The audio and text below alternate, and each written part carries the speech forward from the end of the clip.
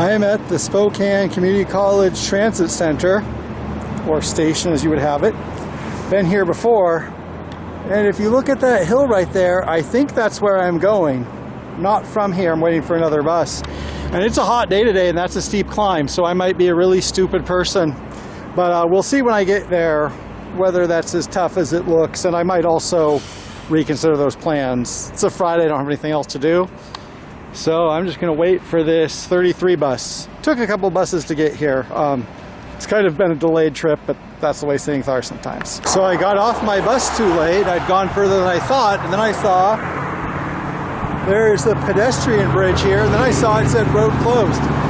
I'm going to do something I normally shouldn't do. I'm going to see if maybe it's saying it's just a road closed, doesn't say the pedestrian way is closed. Well, it doesn't. I mean, it doesn't look like it's closed off, so I'm going to assume I can cross this.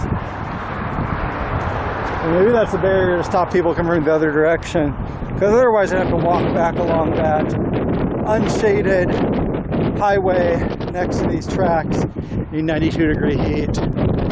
So, I guess we're already on an adventure.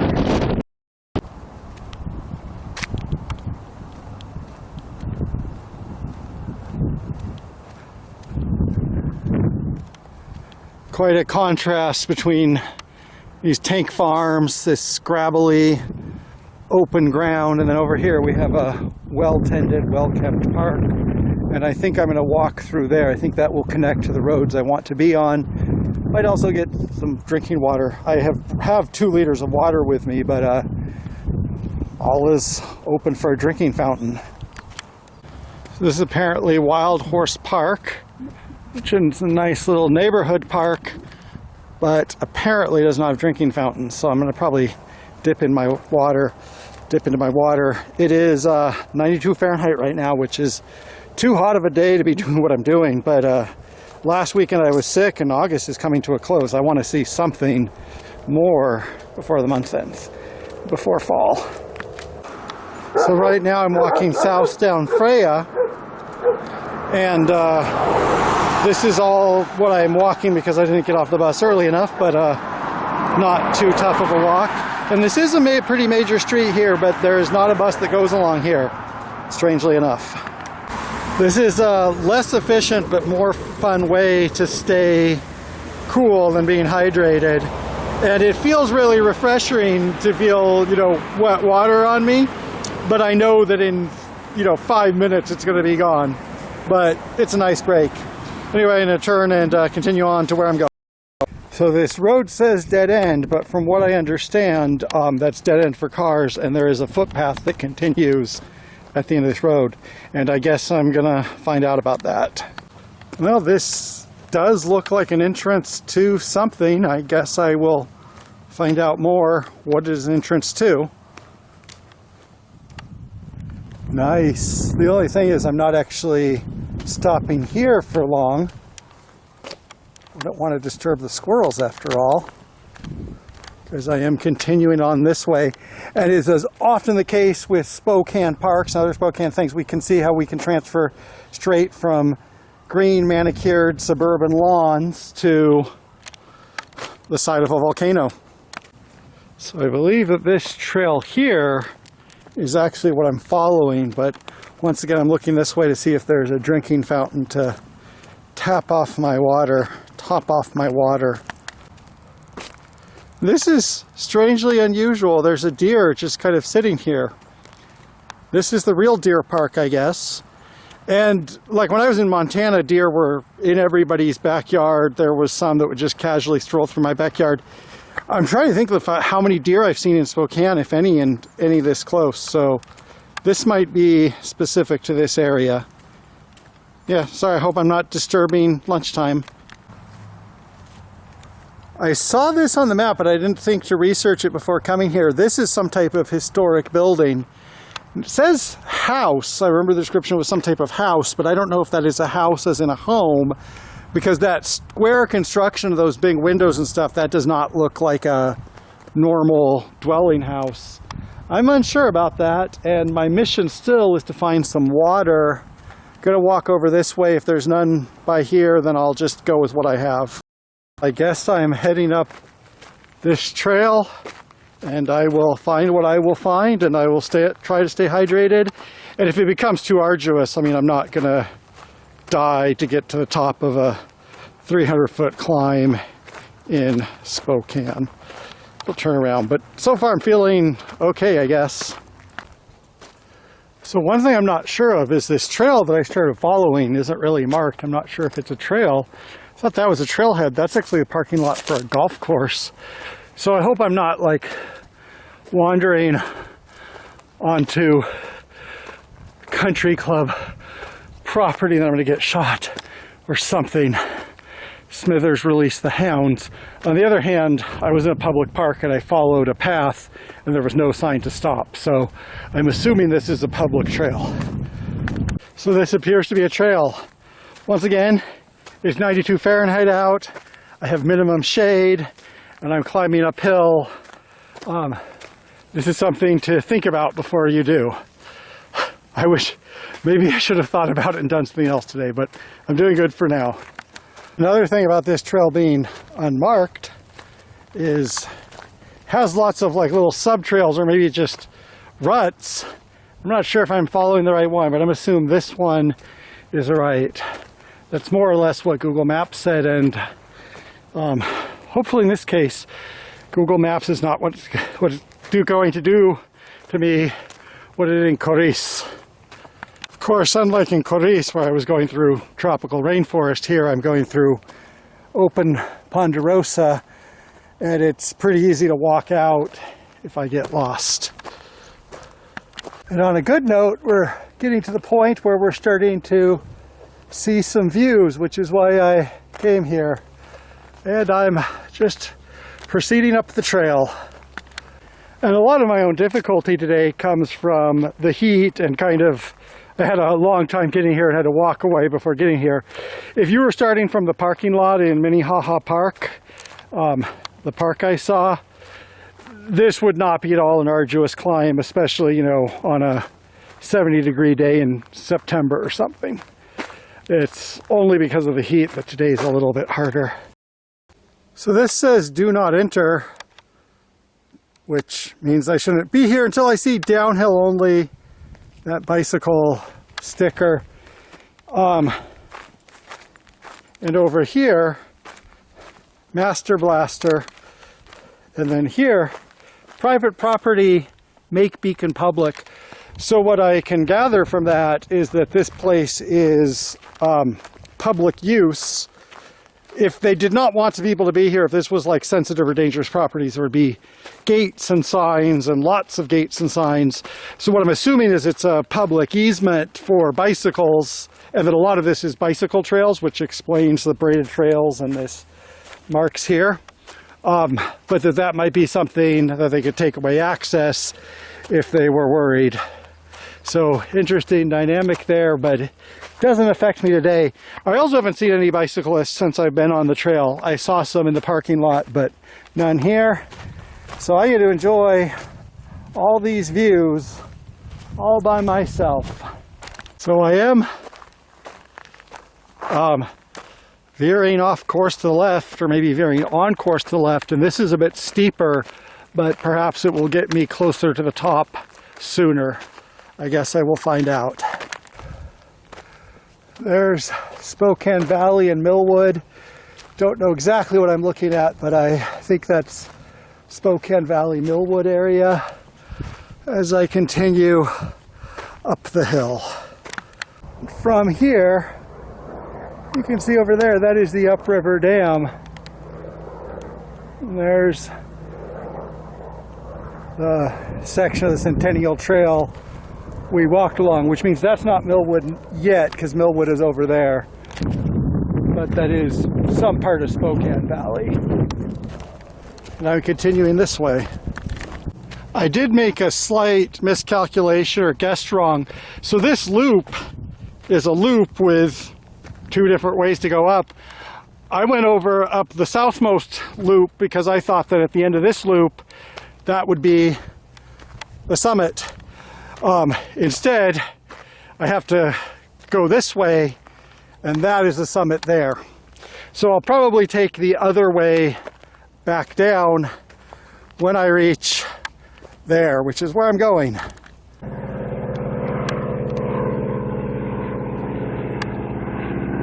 You can see a biplane flying there, because over that way, you can see it a little bit. There is the secondary Spokane airfield, a general aviation airport with pleasure utility flights, which is why you see a biplane flying out there, which you normally wouldn't see. Okay, I'm going to be quiet until I get to the top, I think. Okay, I'm almost here, almost there. I think I remember seeing on Google Street View, which didn't have this entire trail, but did have some spots at the top, that there is a bench. I certainly hope so. Could also be there's a barbed wire fence. Tells me I shouldn't be here. Guess I will know in just a couple minutes. Okay, there's a bench. That's a good sign because it means that I'm meant to be here. And I'm still going to continue this way, but actually, well, there is a barbed wire fence, so I'm going to go to the quote-unquote summit to say that I have. Then I'm going to return to that bench and sit down for a while. Also, earlier, I was talking about whether this is a risky trip. Well, one thing that makes it not risky is I will have very good signal here if anything happens. Also, like, there's a truck there. I mean, there's workers up here. So that was one of the things that figured into the calculations of doing something on a hot day that involved a lot of climbing. But I get to see all this. There isn't a spot, it seems, with a perfect view because it's obscured by all these wires. But I'm not complaining. This is sufficient for today. And that was the summit of Signal Hill, named after early settler Amos Signal.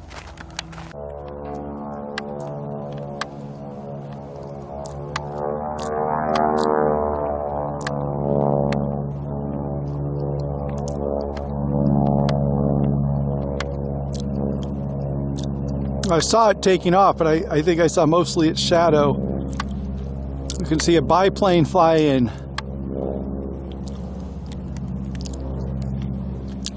So I don't know if this is universally true, but it seems to be true for a Friday in summer with clear weather.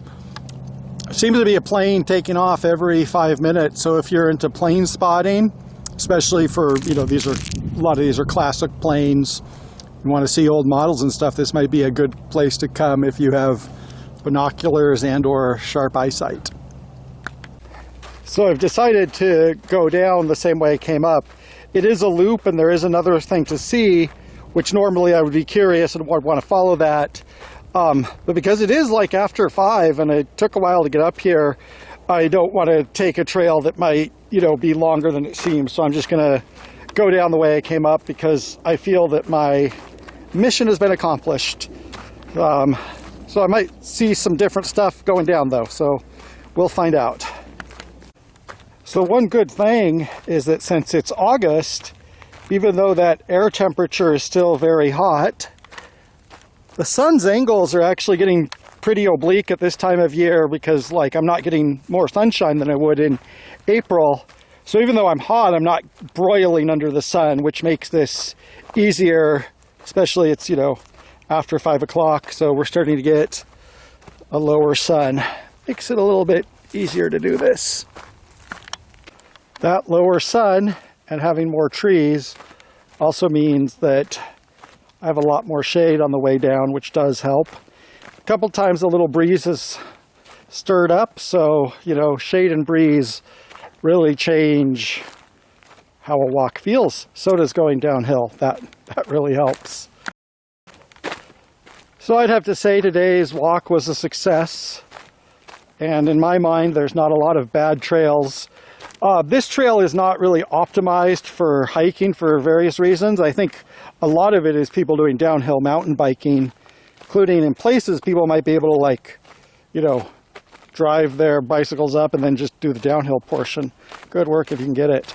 But yeah, I got to see something new and different. It looks a lot like other places we've seen, but not exactly like them. So been a fun day. Also, thank you to Douglas, who suggested this walk. I think this was one of the ones he suggested.